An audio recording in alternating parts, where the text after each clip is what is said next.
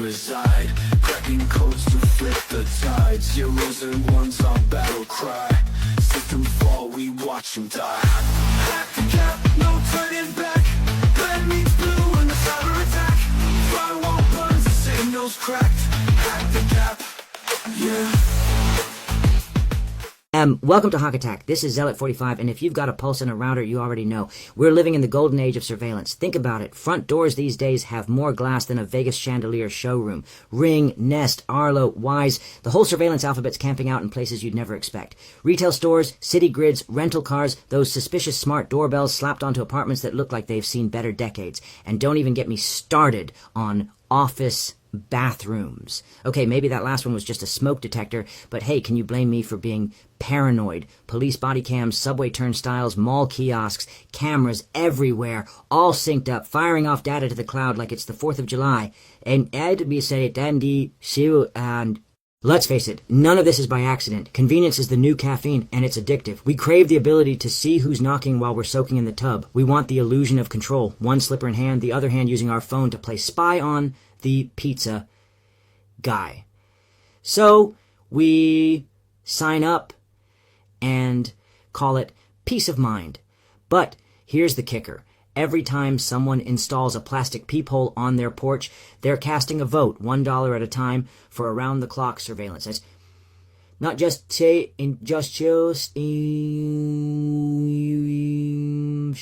strangers, but of their neighbors, their friends, even themselves. It snowballs, one house, one block, a whole city grid, until you've got a society where off is no longer an option. The cameras are multiplying faster than common sense. Congratulations, you've entered the Eyes Everywhere era. You bought Big Brother's deluxe subscription and didn't even score a free t-shirt. So you think those cameras are your personal bouncers? Welcome to Red Team Hour. Let's break it down. How do hackers really mess with these things? First stop, Shodan. Type in a search for Open RTSP or on VIF ports, and bam, millions, yes, millions of connected cameras pop up like daisies in spring. And guess what? A whole bunch of them still proudly flaunt the legendary admin, or 123456 login credentials.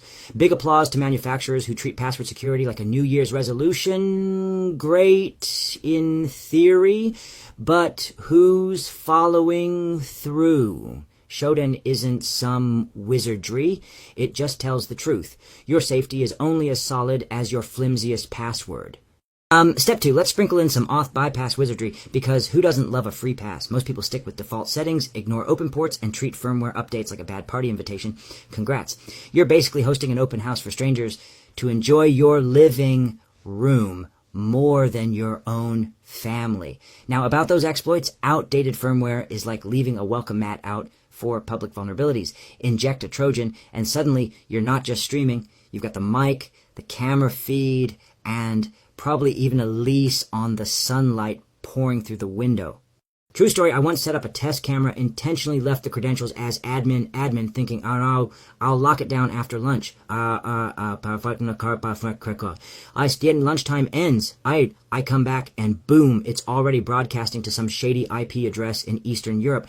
Turns out, sometimes I'm not just the bait, but also the one who falls straight into the trap of my own laziness. One little slip-up is all it takes for chaos to ensue.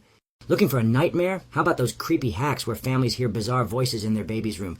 Like the Mississippi Santa Claus casually chatting with an 8-year-old over Ring, or that Nest Cam in California screaming, "I'm coming for your baby," at the nanny. Oh, and let's not forget the group that turned their break-ins into a live Discord stream, basically a true crime podcast in real time. That's not horror movie material, that's just another Tuesday.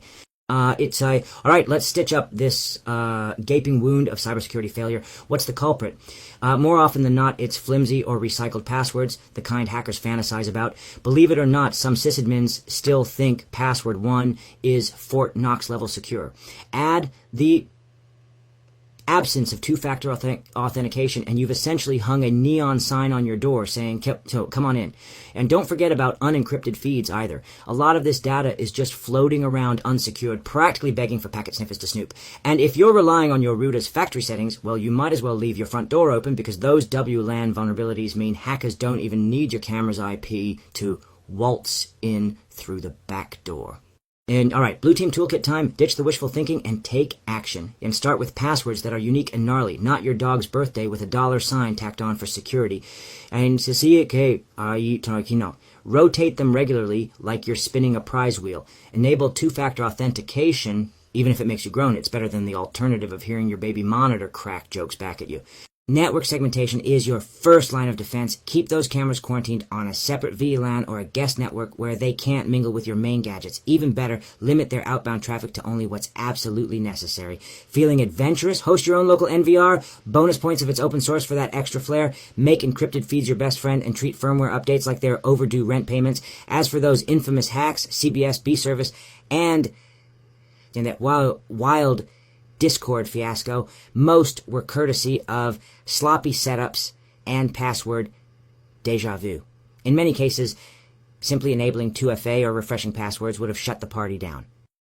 But let's take a step back. Who's really the boss of your footage? Consumer Reports spilled the tea. Major security companies like Ring, Google, and SimpliSafe basically say, your footage? Oh, that's cute. It's ours now. They can hand it over to the cops during an emergency faster than you can say warrant. No permission, no heads up, nada. UFI, D-Link, TP-Link, same deal. Signing that user agreement is like signing a digital pink slip for your autonomy. All they need is a good faith emergency, and poof, privacy. Who?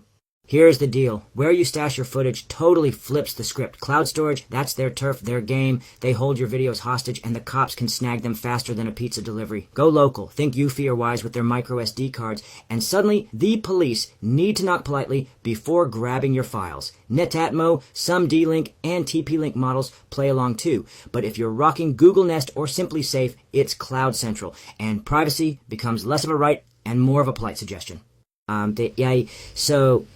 Let's dive into that wired roast. When you set up a Ring, you're automatically signed up for the neighbor's app. No questions asked.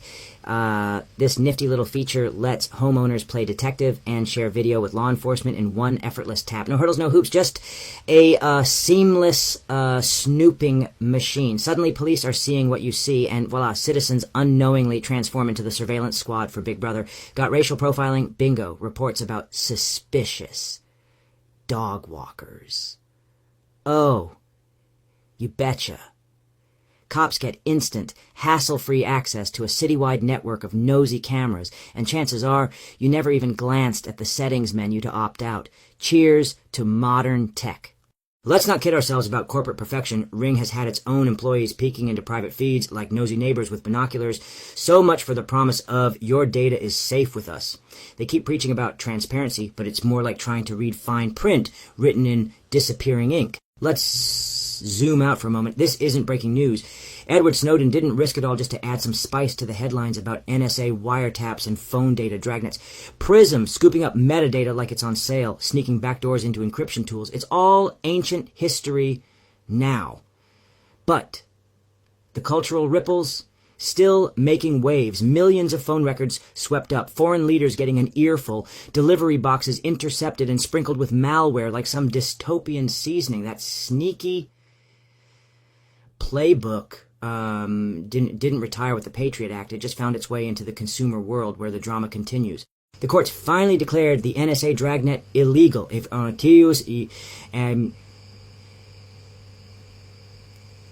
But by that time, everyone had already slapped a webcam onto their mailbox like it was the latest fashion trend. We panicked when the feds went full bulk collection mode. Yet now people happily fork over monthly fees to let Amazon, Google, Sepicar, Asa, SimpliSafe, or let's be honest, whichever service offers the best deal, turn their homes into tiny private NSA outposts. So here's the real head-scratcher. If we freak out about the government watching us, why are we totally fine letting contractors and cloud companies hoard terabytes of our family's every move? And oversight for this private sector NSA? Plot twist, it's non-existent. Worried about privacy invasion? Joke's on you. You paid for it, you keep it running, and you cheerfully hit I agree with every single firmware update. Bravo. So, the next time you hear that familiar ding from your smart doorbell, just picture it. Your Echo doing a graceful backflip straight into someone else's data warehouse. Stay suspicious, stay sharp, and keep hacking your way to a life of digital independence. That's all for today's debrief. Hak-Attack signing off.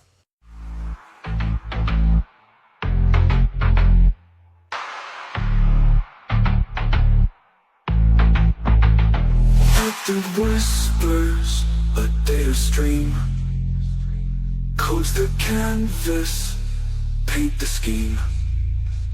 We're the ghosts inside the machine. Nothing's safe, not even your dream.